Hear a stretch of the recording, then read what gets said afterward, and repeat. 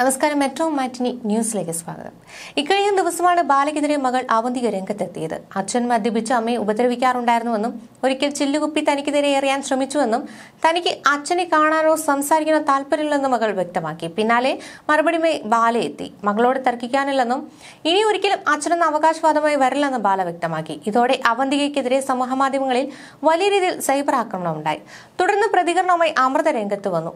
ബാലയിൽ നിന്ന് ശാരീരികമായും മാനസികമായും നേരിട്ട പീഡനം സഹിക്കവയ്യാതെയാണ് ആ വീട് വിട്ടിറങ്ങിയെന്ന് അമൃത വെളിപ്പെടുത്തി. ഇപ്പോഴത്തെ വിവാദങ്ങൾക്കിടെ ഗായിക അമൃത സുരേഷ് ആശുപത്രിയിലാണെന്ന റിപ്പോർട്ടുകളാണ് പുറത്തുവരുന്നത്.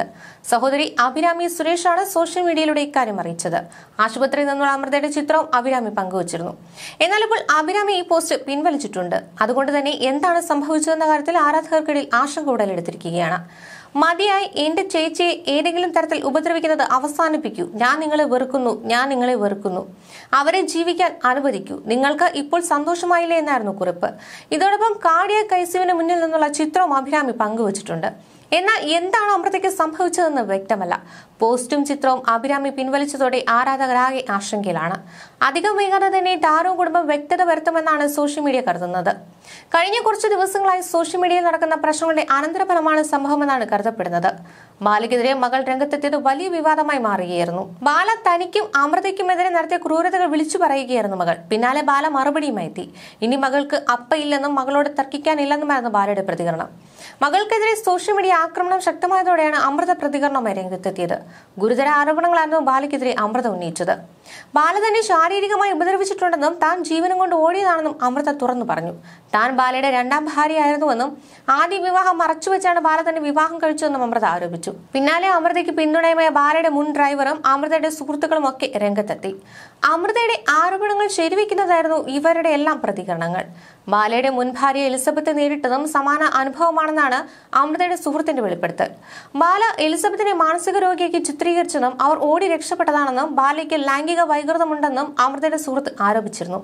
ആരോപണങ്ങൾ പ്രതികരണവുമായി ബാലയും എത്തി. താൻ വാക്ക് പാലിച്ചതുകൊണ്ടാണ് മിണ്ടാതിരിക്കുന്നത് എന്നായിരുന്നു ബാലയുടെ പ്രതികരണം. ഇതിനിടെയാണ് അമൃത ആശുപത്രിയിലാണെന്ന വാർത്ത പുറത്തുവരുന്നത്. എന്നാൽ വാർത്തയ്ക്ക് പിന്നിൽ കൂടുതൽ വിവരങ്ങളൊന്നും അറിവായിട്ടില്ല. അഭിരാമി പോസ്റ്റ് പിൻവലിക്കുക കൂടി ചെയ്തതോടെ ആരാധകർ ആകെ ആശങ്കയിലാണ്.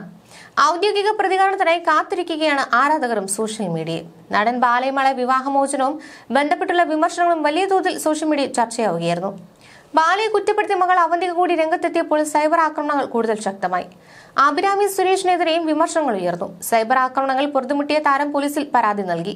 ഇതിനു പിന്നാലെയാണ് അമൃത ആശുപത്രിയിലാണെന്ന വിവരം അഭിരാമി പങ്കുവച്ചത്. ബാലയിൽ നിന്നും അതിക്രൂരമായ പീഡനങ്ങൾ നേരിട്ടതായും ഇതേ തുടർന്നുള്ള ആരോഗ്യ പ്രശ്നങ്ങൾ ഇപ്പോഴും ഉണ്ടെന്നും അമൃത അടുത്തിടെ വെളിപ്പെടുത്തിയിരുന്നു. ഇതുമായി ബന്ധപ്പെട്ടാണോ താരം ആശുപത്രിയിൽ ആയതെന്നും സംശയമുയർന്നുണ്ട്.